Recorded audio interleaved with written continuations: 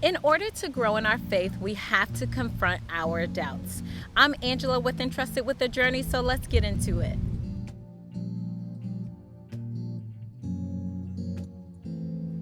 I love how in the Bible there are people who are just like us who we can relate to. In Mark 9, there's a crowd of people who are arguing. Jesus walks on the scene and is asking basically, so what's really going on here? Why is everybody arguing? A man then steps up and he says, "My son is possessed with the spirit. I have asked for your disciples' help, and they were not able to cast out the spirit." This man is basically sharing, I've done everything that I can do, and yet still it's not enough. Can you relate to him? Jesus asked the man a few questions to get clarity, and then the man goes and says to Jesus, "If you can do anything, take pity on us and help us." So Jesus listens to the man's question and he responds, "If you can." I'm sorry. The creator of the universe, the Alpha and the Omega, the beginning and the end, the one who brings what was once dead to life. If I can. He then goes on and he basically responds to the man. He says, "If I can, anything is possible for the one who believes." The man then goes on and he expresses, "I do believe. Help me overcome my unbelief." So Jesus goes and heals the man's son. I'm learning that sometimes God brings us to a point where we have nowhere else to turn but to Him. Our human efforts leave us frustrated. This is God helping to expose our doubt in Him. What faith says is that God is who He says He is, and He can do all that He says He can do. Do we really believe that? God is not afraid to confront our doubts.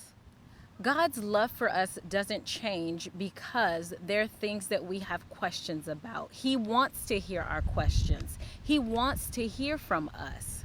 You don't have to act a certain way in order for God to care about the things that you have questions about. He wants to give you clarity in those things. But this will take us being vulnerable.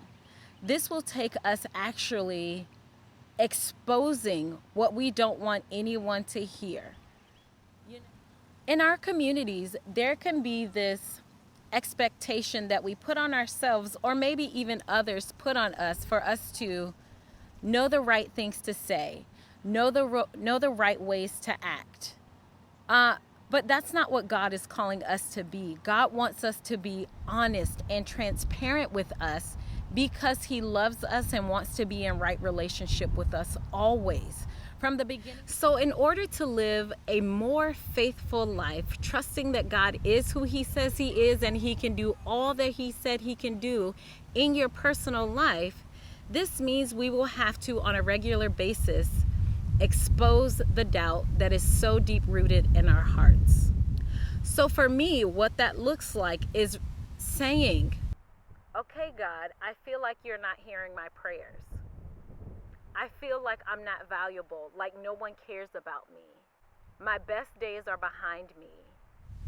And the big one for me is that God works in other people's lives, but He's not present in mine, which is a lie from Satan. And this is the reason why we have to be very mindful about exposing the doubt that's in our hearts. Don't allow the doubt that is in your heart to continue to rule how you live. We serve a God who is big, who loves us, and who cares. We want to be people who live lives that are faithful. We want to be people who say, "God, I believe who you said you are in the scriptures. You can, God, do all that you said that you can do." We want to live by faith. If you want more tips on how you can live by faith, check out this next video.